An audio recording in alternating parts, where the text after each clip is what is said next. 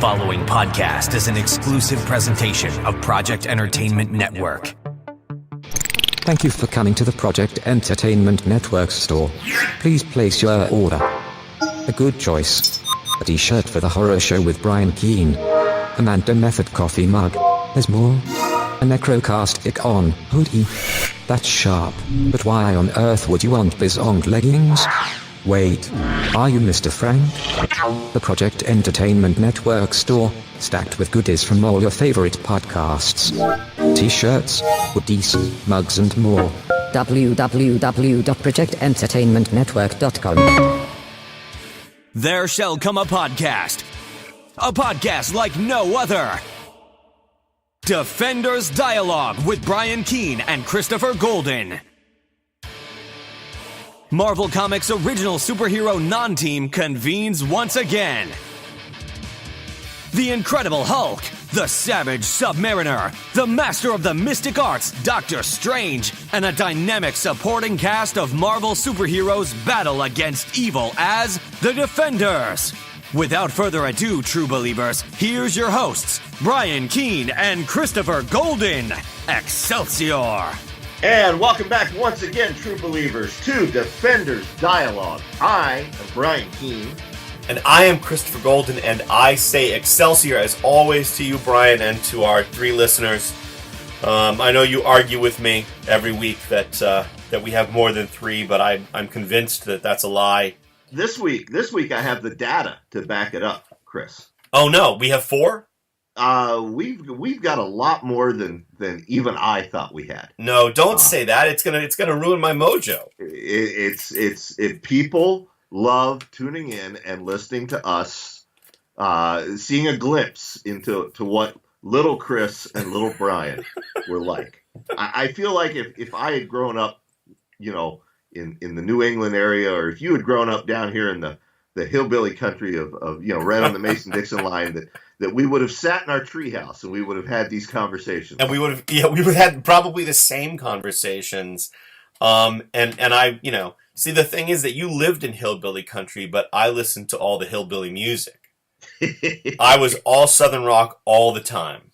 Well, there you go then. New England, many people who didn't grow up in New England in the 70s and 80s don't understand that New England was the place that the Southern rock bands were the most popular. Absolutely. I know.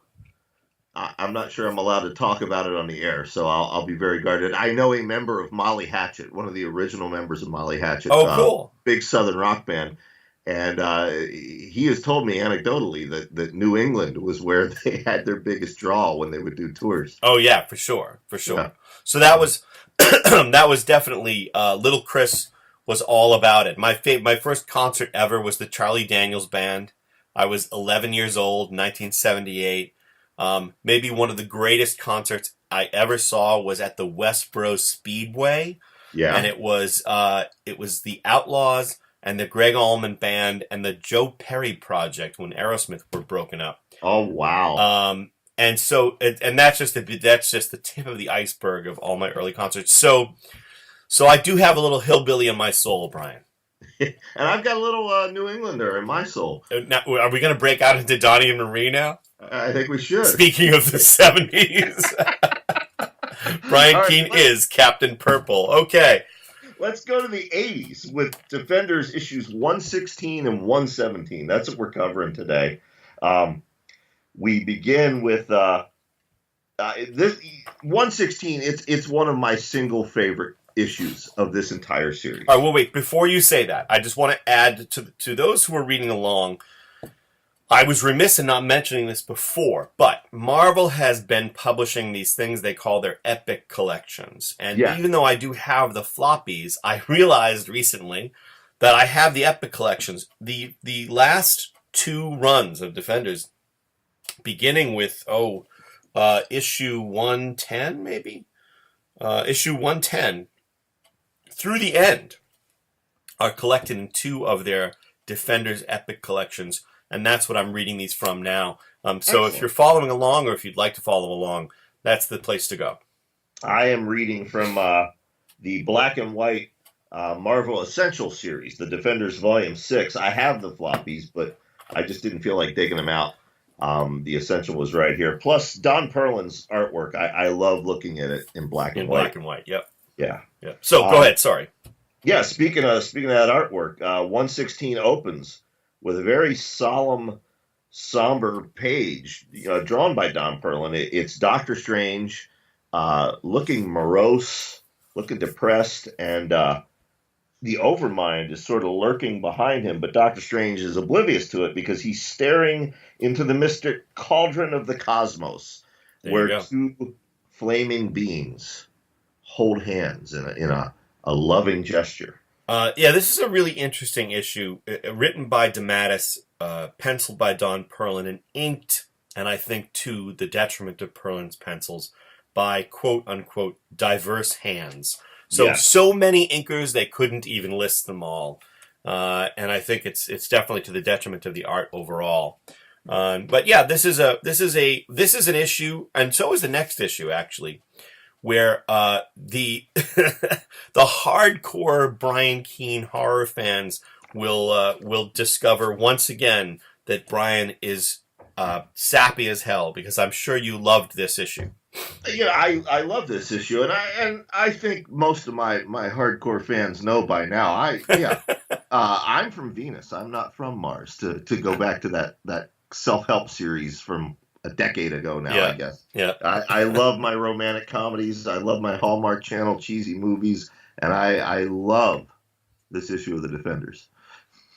Yeah. Well, and me too, and the next issue as well. So this is the kind of thing that Marvel used to do that you just don't see that much anymore, which is that there's way more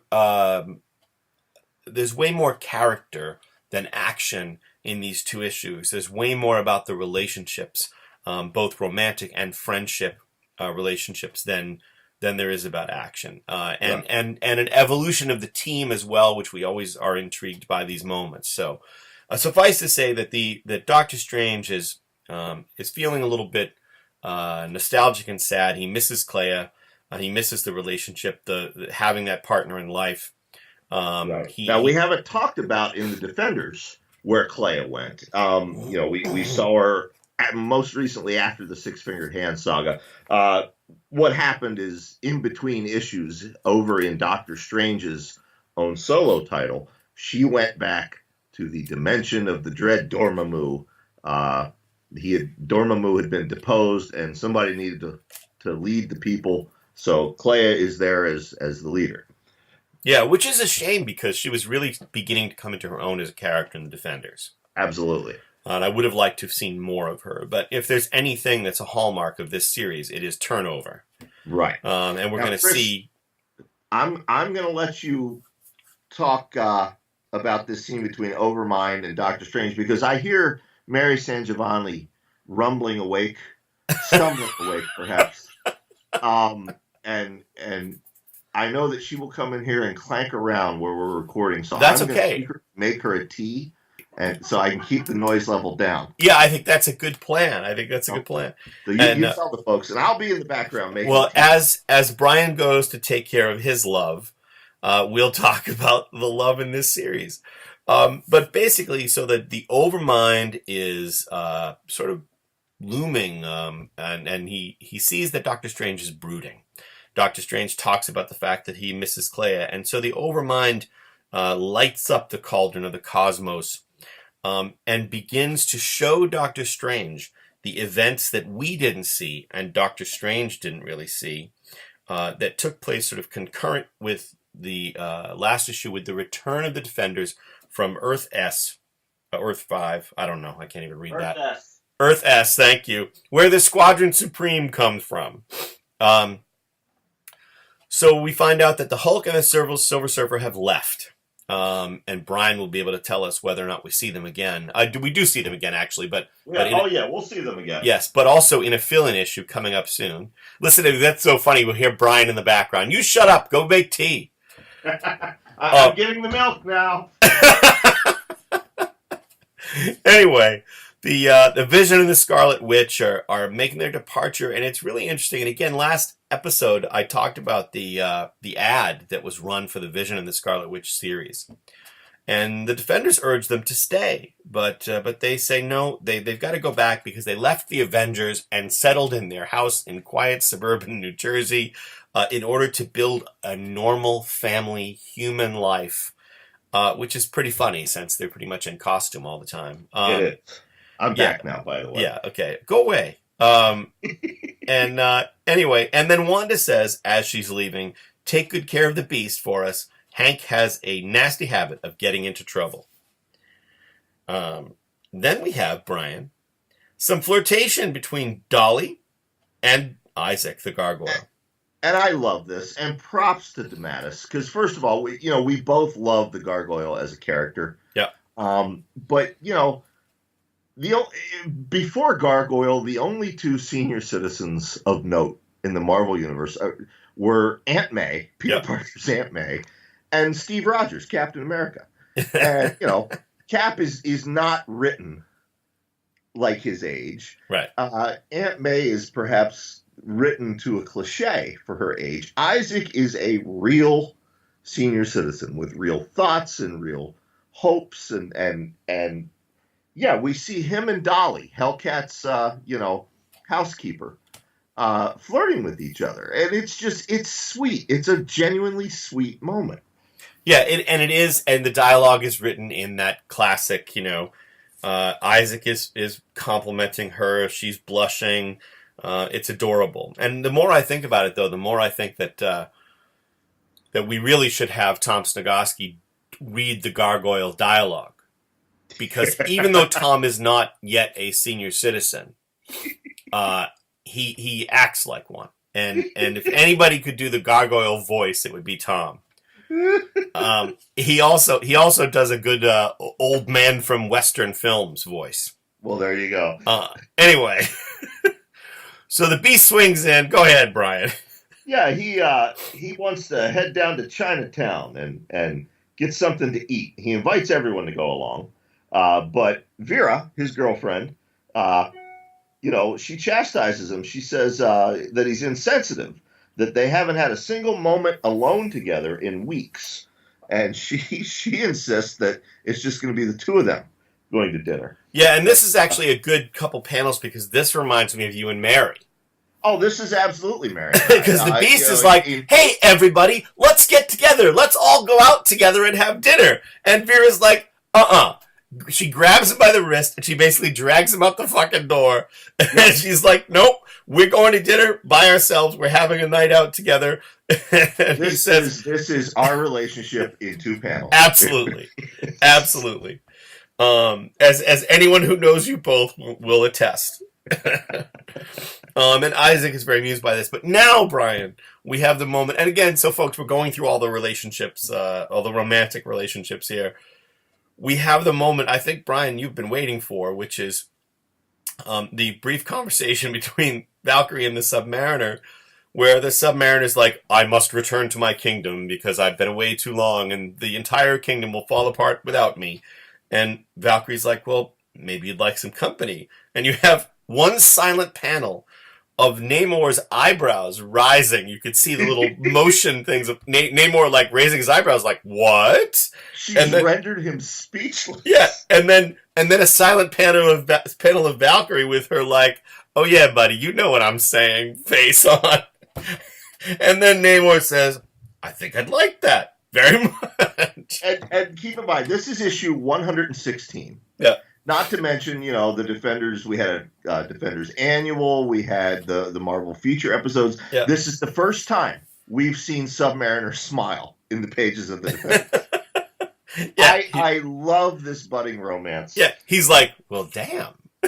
Yeah. I mean, I want to see the two of them hooked up in modern continuity. If he was a dog, you'd hear the So yeah, she summons Aragorn, her winged horse, and the two of them fly up into the sky. And that brings us to your favorite character, Chris, who's getting out of a cab. Go ahead and take it. Yeah, well, and interesting. I can't wait till we get a little further down the road into the I guess we'd say the final, Bronze Age Hellcat and Son of Satan storyline in the Defenders. But in any case, it's Patsy Walker returning from finding her father, finding out she's not in fact the offspring of Satan.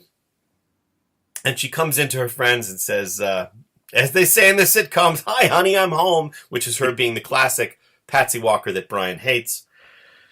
But she's greeted very happily by Dolly, by Isaac, and then she turns around to Damon, and she says, "Damon, how are you?" And he says, "Fine." And with a similar expression to Namor's on his face, "Now that you're here." And I almost wanted to hear the 1970s porn movie music with that waka waka wow, waka wow. Right. And we get a great voiceover from the Overmind here in the caption box.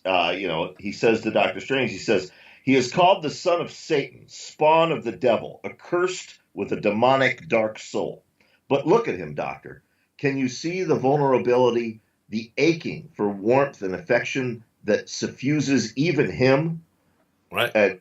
Doctor Strange, he feels like that maybe what they're doing here is wrong. Maybe they have become the NSA spy. Maybe the Overmind has just invented the internet. Yeah, basically. It wasn't Al Gore. It was the Overmind. Yeah, the Overmind is like, hey, let's peek into people's private lives. Is this reality TV? No, it's just the Kardashians on the internet.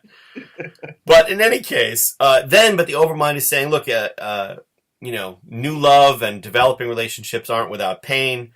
And he flashes us back to the Beast and Vera. And I'll sum this scene up, Brian, because it's a little sad actually. It hits very close to home for me. I'll admit it. Okay, so Brian and Mary, Hank and Vera, Mary, you mean Beast and Vera, are walking down the street, and the Beast is having a good time, and she says, "Why don't you get serious? We need to have a serious conversation. You're all about the superheroing and the fun and games."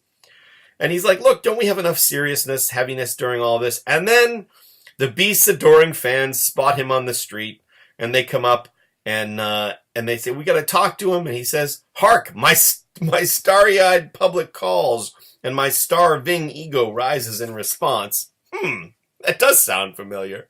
Well, yeah, I may not be as much of a ham about it, but sure. I think we'd have to get Marion to comment on whether you're as much of a ham. She hasn't read this issue, but we could probably have her come. Mary, guest appearing now on Defenders Dialogue. It's the host of Cosmic Shenanigans, best-selling writer in her own right, Mary SanGiovanni. Thank you. All right, so basically, the Beast, Kelsey Grammer from the X-Men movies. Right. And his girlfriend boo. Vera. The Kelsey Grammer Beast is terrible, but go ahead. The blue guy. Okay. They're out on a date. She hasn't seen him in weeks because he's been busy holding the universe together. Right. Okay. And then some female fans, approach him for autographs. And he turns it on and he goes and signs their autographs. And she gets mad at him afterward. Is that justified? That's not really the question, Mary. The question is he comments on his own. There. That's what that is. He's trying to lay groundwork. Yeah. He comments on his own starving ego, and turns around to address his adoring fans. And Brian said that he's not quite as bad as the Beast. And I said, we need to have you comment on that because I had a feeling that wasn't true. Is my ego as big as the Beast's? Yeah. A little louder because I don't think they heard. Yeah. Oh, yeah. The prosecution rests. Yes. And I say that with love. I used to have fun doing this podcast. It's the one thing I look forward to every week. We need to start at 9 a.m. when Mary's still asleep, Brian. Well, anyway, Vera starts crying. And Beast says to her, "Look, babe, I know I can be an insensitive jerk sometimes, but you've got to realize the kind of life I lead." Oh, my God. It writes itself, Brian. It writes itself. You know what? I'm gonna go do laundry. I'm gonna let the two of you do the show. You know what? It's so funny. You think that only your fiction has been inspired by your reading of the Defenders as a young man. I used to blame early exposure to Han Solo and Burt Reynolds as the bandit, but I got to tell you, man, I'm starting to wonder if it wasn't all J.M. DeMatteis. Hopping around between dimensions, fighting creatures right out of Chiller Theater. Don't you see that if I dropped... Well, I can't even read now. If I dropped the cheery face, the cheery facade, I'd go bonkers. And that's not all. Vera, I'm a mutant. And this is you. No, I'm kidding. Anyway, he talks about the fact that when he was, that growing up as a mutant and being part of the X-Men, it was bad enough. And just when he thought he was starting to be able to deal with it, then he had this secondary mutation brought on by his own scientific foolishness. And now, he makes jokes. He says, I'll tell you, Vera, sometimes I don't even know who I am. And she, much like Mary, says, I can help you find out, Hank, if you let me. I noticed I paused before Hank because I almost said Brian. And the beast is silent, and Overmind tells us he is silent. Vera takes his silence for assent, but in truth, it is the silence of uncertainty and fear. There you go. Now you go ahead with... Barry is having a seizure in the back. It is almost as if you were born from the pages of this comic, but in any case. Kind of, yeah.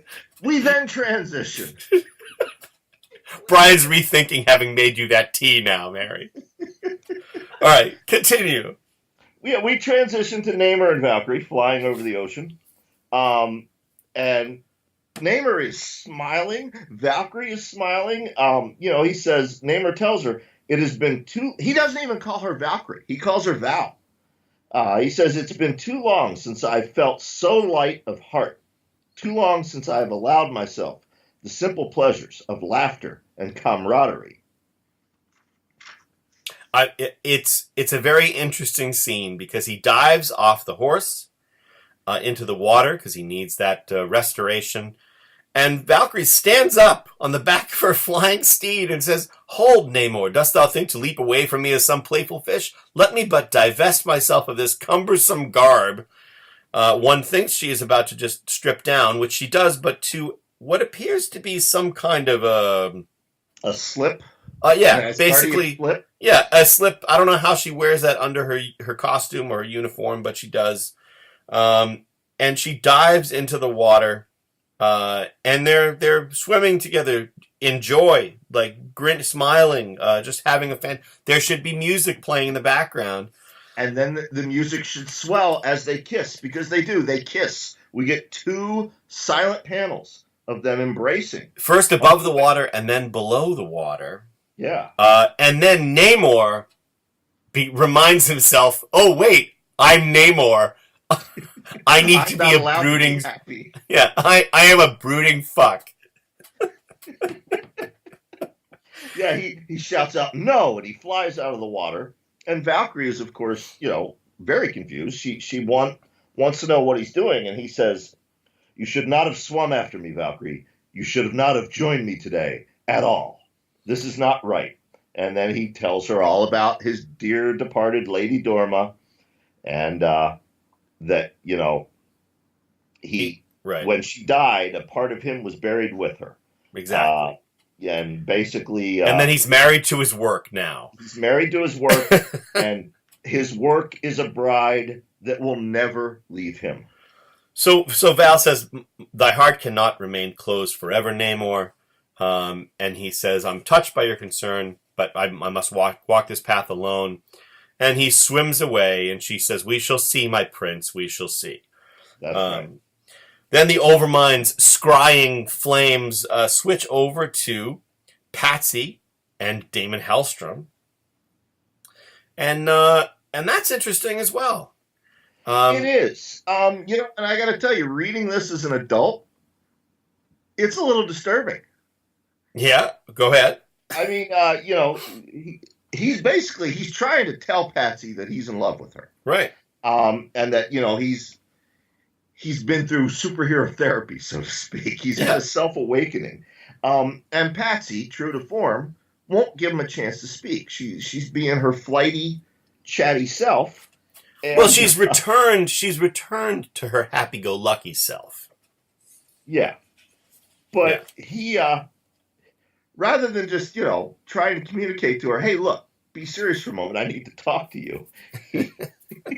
He decides he's going to be Damon Hellstrom. He turns into the son of Satan in the middle of a candy shop, grabs her by the arm, and forcefully drags her out. And basically tells her, will you shut up for a minute? Yeah. So they fly off into the sky, and she says, did it ever occur to you to ask me if I want to go? Well, I've got a news flash for you. I don't. And she kicks herself away from him in midair. And then, tumbles and somersaults to the ground, and then demands to know what's wrong with him. And then he says, this reminds me of like 1940s movies. I watch a lot of those. And he says, by the seven circles, is it so difficult for you to understand that I wish to be alone with you? And she admits that she's been pretending.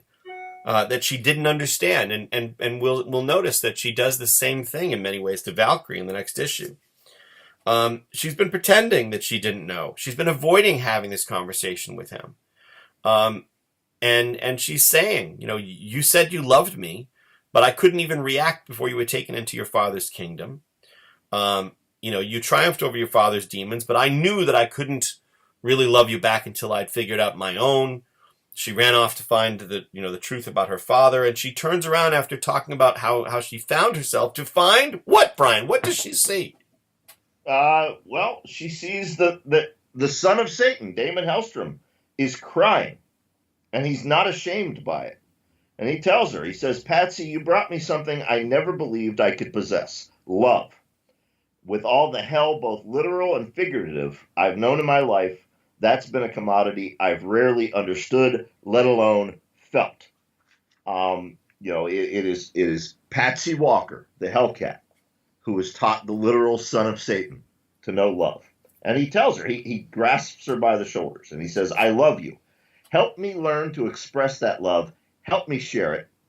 And what does she tell him, Chris? That's just it, Damon. I don't know if I can. And then he reacts in classic Damon Hellstrom fashion. He yells, what? And he hurls her to the ground. And I'm not laughing at the abuse of her. I'm laughing at the portrayal of this character. It's this, if this character were being portrayed in 2018, there would be no way to show him having these fits of rage without dealing with it. Yeah, I mean... But in the early 80s... when people talk about the Bronze Age, in this particular context, they almost always bring up Hank Pym and Janet Van Dyne, the Wasp and Yellow Jacket. There was a storyline where he was, in fact, physically abusive to her in the pages of the Avengers. Or they might bring up, Tony Stark's battle with alcoholism. You never see this relationship between Damon and Patsy mentioned. But, right. I mean, that's some dark shit. It is. And again, while, I suppose the difference between Hank and Janet is that Hank would use his fists.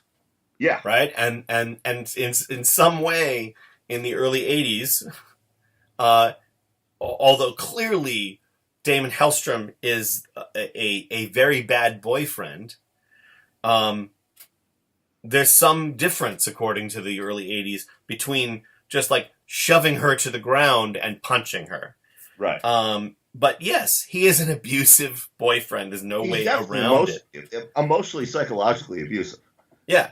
I love this character, but he absolutely is. Yeah. You know.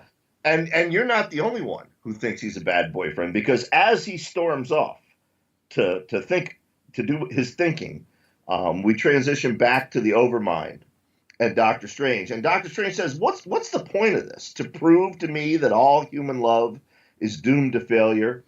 And the Overmind says the path of love, with its many pitfalls and prizes, must be walked by each man in his own way. And then he revisits Dolly and Gargoyle.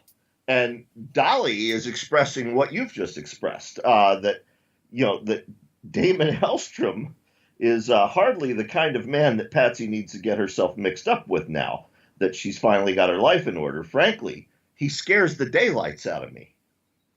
Yeah, and Isaac says, and I don't. And she says, of course not, silly. Isaac Christians, you have an inner beauty. This is what Mary says to you, too, clearly, because she sees the gargoyle that's outside.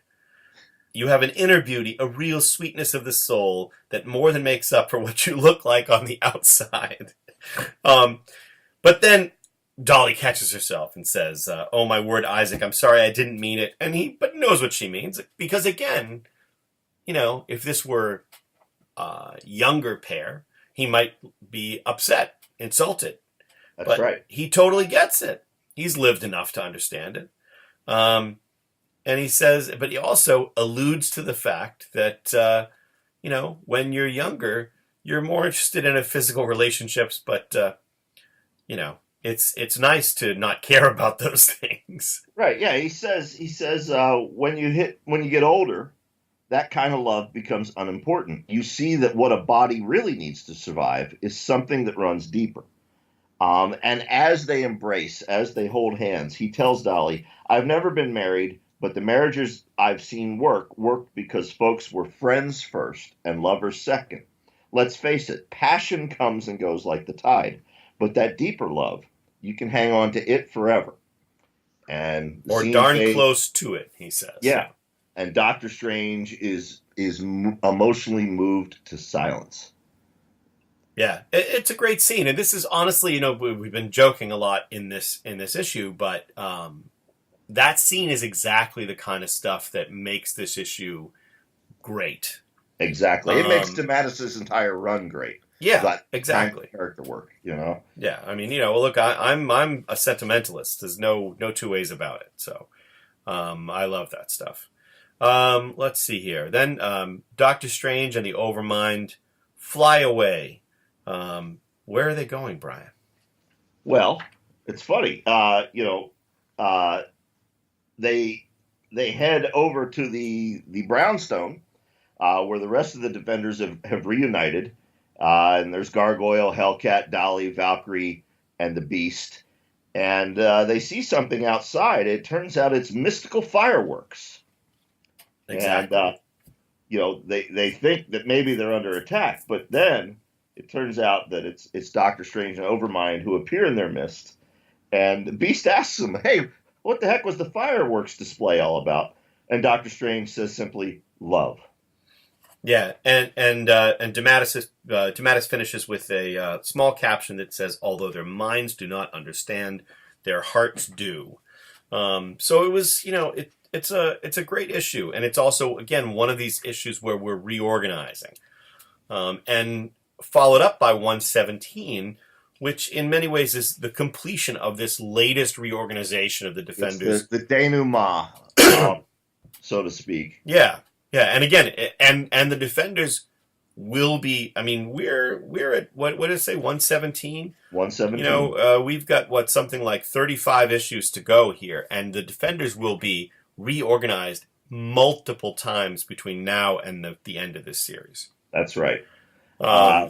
Issue 117, The Gift, same team, DeMatteis' scripter, Don Perlin as penciler, one inker this time, Jack Abel. Yeah, and it makes all the difference, by the way. Yeah, I remember this issue having a profound effect on me as a teenager, because it was very clear after this opening page, yeah, Nighthawk ain't coming back. Kyle Richmond is DEAD dead. Yes, no question. Yeah. Well, and let's talk about the opening page, and then I want to sort of sum up. I think sometimes it's helpful to sort of sum up what's going on in an issue or a storyline so that we don't have to do the reveals, so we can do our tangents as we go. Agreed. But the opening page is gorgeous. It's the Defenders in civilian clothes. It's Valkyrie and Hellcat and Doctor Strange and Gargoyle and Overmind in civilian clothes, except for the Overmind.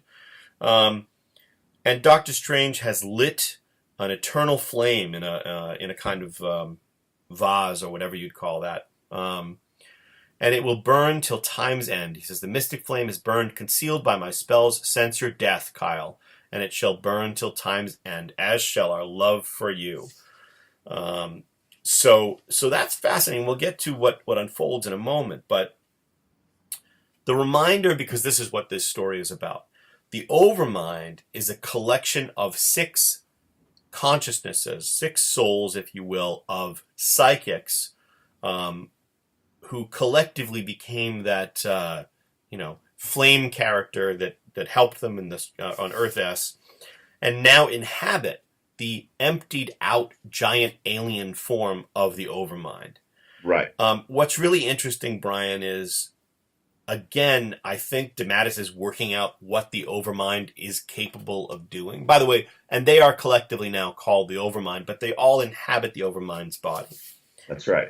And this issue is a complicated, it's complicated in one sense, but the point of the issue is that the 6 consciousnesses inside the Overmind are trying to come to terms with what they are now. And to do that, several of them at least have to sort of bring their earthly life to an end. So Right. we'll leave it at that. So go on with Mindy here. Yeah, so as they're all standing over Kyle's eternal flame, the Overmind transitions into Mindy, and we get a nice recap that her and Kyle loved each other, but that love drove her mad. It's taken this fusion, this rebirth, and new life form to bring her balance and clarity. So she tells him she loves him, and Doctor Strange tells the Overmind, who was in Mindy's form, that, hey, we got to go. And Mindy transforms back into the Overmind, and I'm not sure what pronoun. Let's just settle with they for the Overmind. I guess that's the appropriate pronoun. Well, it's interesting. Let's discuss that. Actually, I was just going to talk about that because when it's in Mindy's form, obviously it's she, right? So the interesting thing is, actually, I think for the moment at least, we can say they about the Overmind, although the Overmind presents as male, this giant bearded alien creature. So forgive us if we say he. But we can settle on they. And I think that this is interesting, and we're going to talk about this several times as we go forward, because between the Overmind and the character Cloud, who will appear later in the run, right, we do have this really interesting gender issue that's way before its time. So this is an interesting storyline. But in any case, the Overmind decides that they need to go and find a way to come to terms with what has happened, so that the individual consciousnesses in the Overmind can come to terms with what they're dealing with now. Right. But Isaac smartly says, "Wait, this is no time to be alone," and he talks about how, listen, when I became the Gargoyle, I needed people more than I'd ever needed them before. And Doctor Strange says, and the Defenders were there for him. So Doctor Strange basically says, essentially, stick around with us. We can help you through this process of dealing with what you've become. And Doctor Strange and Gargoyle and the Overmind fly off together to do just that. Right. Leaving Valkyrie and Hellcat standing alone by Kyle's grave. Yeah. Now, one other thing I want to point out here, because it becomes a plot point, is that when Patsy has come back from discovering her true roots and meeting her father, she says flat out that her mental powers have begun to return. So she has some minor psychic abilities that have begun to return. So Valkyrie says, I'm glad we have this time to talk. To share the secrets of our hearts, as we so often have in the past. Let tonight be a night, Patsy, a night for two dear friends. But Hellcat's a little hesitant. She says, sure, Val, if you really want to. And they go off. So, sorry, go ahead. So the first stop on Doctor Strange, Gargoyles, and Overmind's trip through the past is Lakewood, New Jersey. There's a schoolyard, and there's four young boys playing basketball. And the Overmind transforms into a child named Philip. He was one of the psychics, and it turns out these boys are his friends. And Philip goes running down to them, and he says, "Hey guys, it's me, it's Philip." And they react horribly. They're horrified. They say, "You're not Philip. Philip's dead." And yeah, this is horrifying. Yeah. This scene is horrifying and reminds me of a Twilight Zone episode or something. I mean, it's really horrifying. Yeah. Philip says to all the boys run away except for one named Jim. And Overmind / Philip says to him, "You're not going to run away, are you? You know me better than my mom and dad, better than anybody. Don't just stand there looking at me like I'm some kind of spook, Jim. Talk to me. Tell me you know who I am." And Jim says, "You look like Philip, but there's something wrong. I can hear it in your voice and your eyes. You're not the same. How can you be? You're dead. We'll never forget you, Philip. I'll never forget you, but you can't just come back like this. It isn't right." And then Jim runs off too. Yeah, it says, "You've got to go away, Philip. Please go away." And man, it's sad and brutal, and Philip's begging him not to leave and crying. And then Doctor Strange and the Gargoyle come over, and they explain that the explosion in Colorado that fused your mind with those of the other telepaths. All of you were reported dead, and in truth, you are dead. For the Philip that the world knew before no longer exists. And Philip yells no and runs off and runs home and climbs up to see his parents sitting on the end of his bed, his mother crying. "Why, Jerry? Why is it so hard for me to accept the fact that he's gone?" She thinks that at any time he might burst through the window and then say, he does. And then he does and says, "Mom, Dad, I'm back." And she faints. And his father freezes. And in a weird way, this is like the really dark horror version of Big.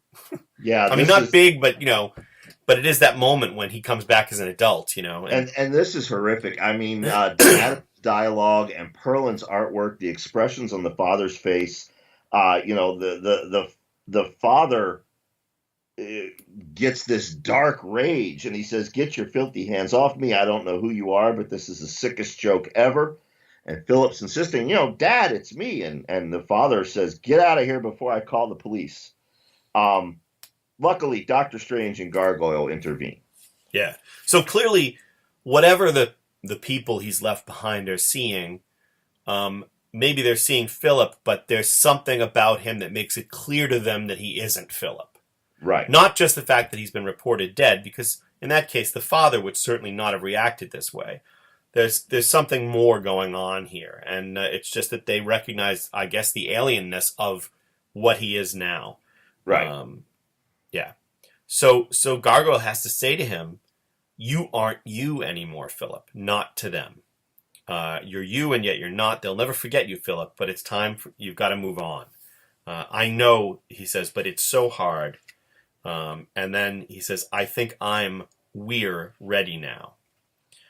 And then, Brian, you take it from here, brother, because I know you want to. That's right, ladies and gentlemen. We get a strange interlude in the middle of this heartfelt Twilight Zone-esque. All I want to say is, if people thought this character's appearances were fucked up before, they ain't seen nothing yet. Go ahead. That's right, because we go from New Jersey to a dusty back road somewhere in South Carolina, where a Model T Ford rolls serenely along, its driver whistling a jolly little melody, and its passenger turns out is Luann Bloom, Kyle Richmond's former nurse and love interest. And of course, the driver is none other than the elf with a gun. Dun, dun, dun. And she demands to know where they're going. A few minutes ago, they're driving down Fifth Avenue in New York. Then, bam, they materialize in South Carolina. And the elf, he's not telling her where they're going. He says, "I told you I had information linking the defenders to the death of your ex-boss Kyle Richmond, and I meant it." But apparently, for him to show her this information, they've got a very long ride ahead. And then the Model T Ford seems to hop between dimensions. End of interlude. There you go. And this subplot gets really, really weird. Elf with a gun, baby. Anyway, we'll get to it. But we come back to Valkyrie astride Aragorn flying and Hellcat swinging through the air. And Valkyrie doesn't understand why Hellcat is being so cold and distant. She keeps trying to talk to her, trying to have a nice night with her best friend. And Patsy is just Patsy's being Patsy. Patsy's being Patsy. And Valkyrie is happy to have a distraction in the fact that there is a crime unfolding on the streets below. There's some kind of heist that's happened. So she goes down. She puts a quick stop to it. She deals with the thieves, and then Hellcat appears again. She comes down and basically says, "Good night. I'm leaving." And Valkyrie has had enough. She grabs her. Hellcat turns around and says, "Get your hands off me." She yells, and then she swings away. It says, for an instant, Brunhilde is too stunned, too stung by Patsy's unexpected choler to so much as speak. And then that instant, the Hellcat swings off on her claw-like grapple, a fading shadow against the moon. So basically, Valkyrie, it just can't understand this. So she flies after her, and finally, Patsy comes out with it. "You're not That's my right. Val."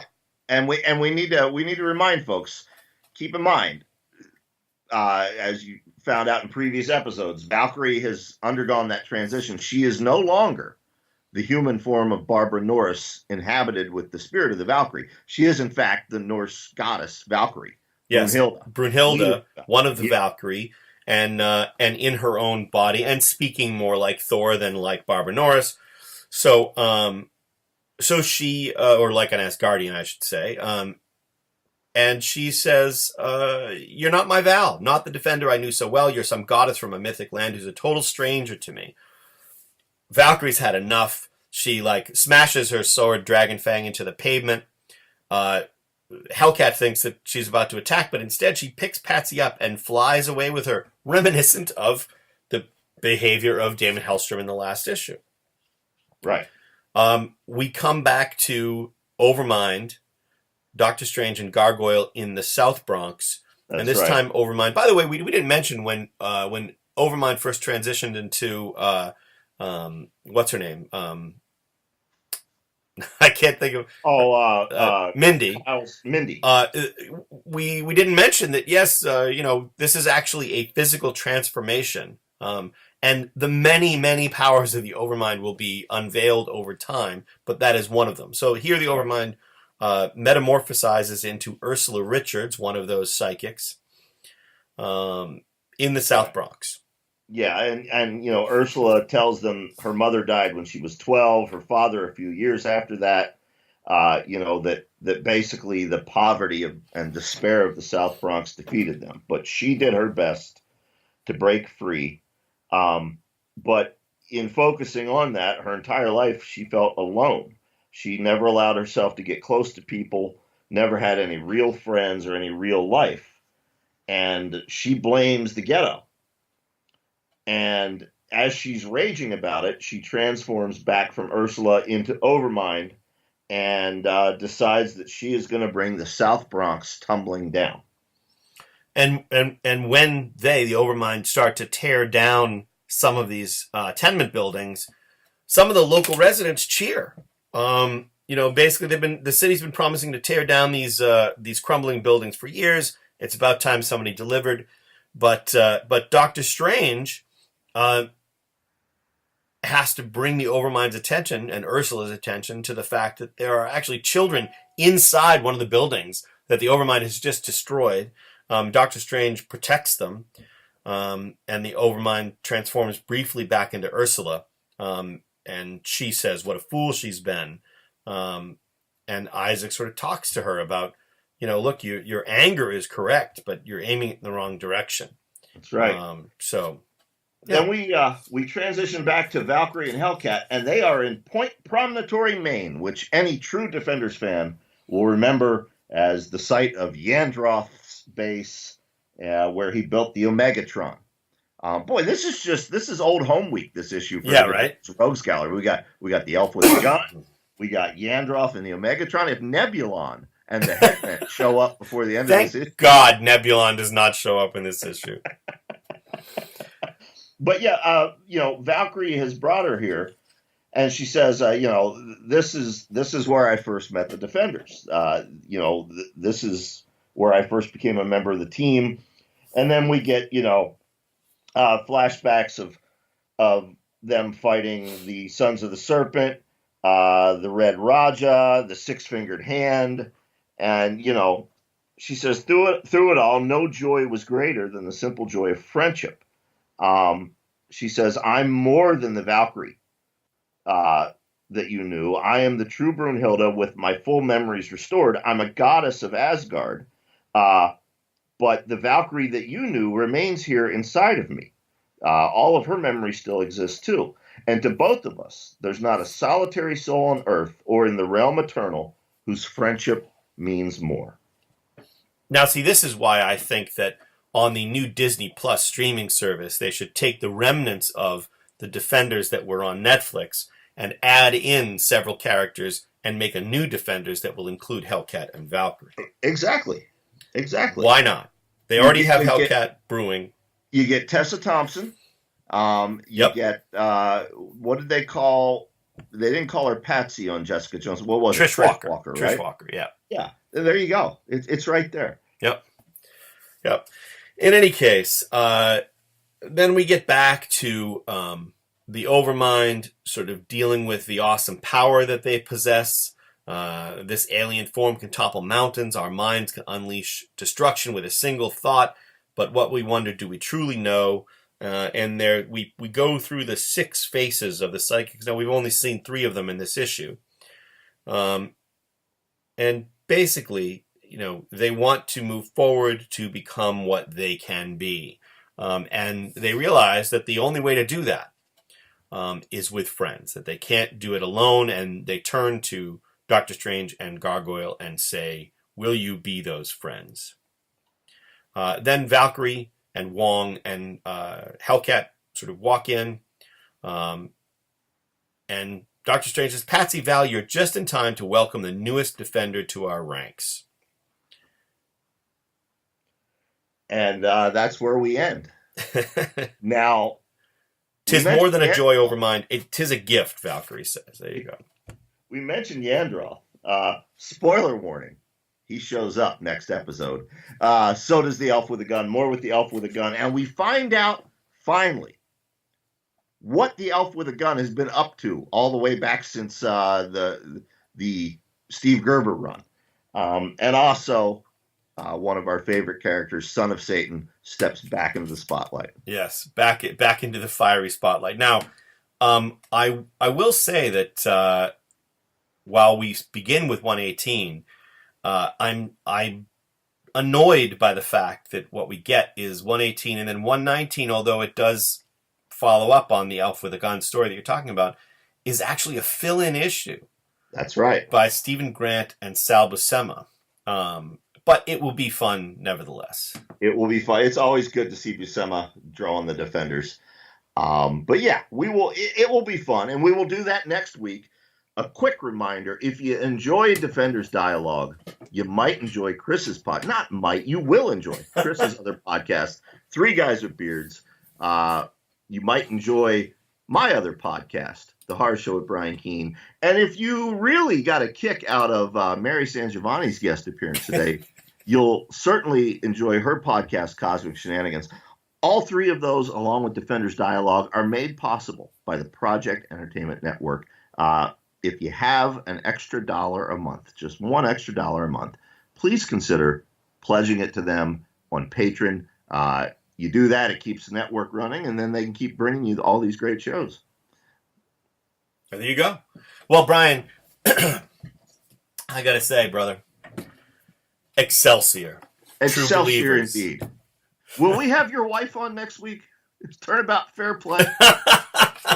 I don't know. I'll have to ask her. It depends, you know. I think she could comment on some of the Son of Satan storyline. She doesn't have to she doesn't get to have the luxury of waking up at 10 o'clock and having tea. So, you know, we may have her poke her head in one day. All right, true believers. We'll see you next week. You're listening to American Top 40. More tragedy in the news today. Kim Kardashian has a new baby. What the hell? There's nothing good to listen to. Hey, wait, what's this? You gotta roll that out. See, it makes me do weird things. I don't like it. God damn it. I'd be going down on myself? Shit. Hey guys, it's Bill Mick. Maya. And Junior. from the Unsupervised Podcast. Check us out every Thursday on the Project Entertainment Network. Take a break from the stress of the world and come have a laugh with or at us. Bill. My Favorite Story, a podcast author anthology featuring short fiction from the hosts of the Project Entertainment Network shows. Three guys with beards. Jim Moore, Jonathan Maybar, and Chris Golden. Tom Clark from Necrocast Ig-On. Brian Keene of The Horror Show. Chuck Buda. And Armand Rosamilia of the Mando Method. Mary SanGiovanni of Cosmic Shenanigans. Jay Wilburn from Matters of Faith. John Urban, sick of ink stains. Biz Zung's Mr. Frank. Available on Kindle and in paperback and through the Project Entertainment Network store. www.projectentertainmentnetwork.com. This has been an exclusive presentation of the Project Entertainment Network.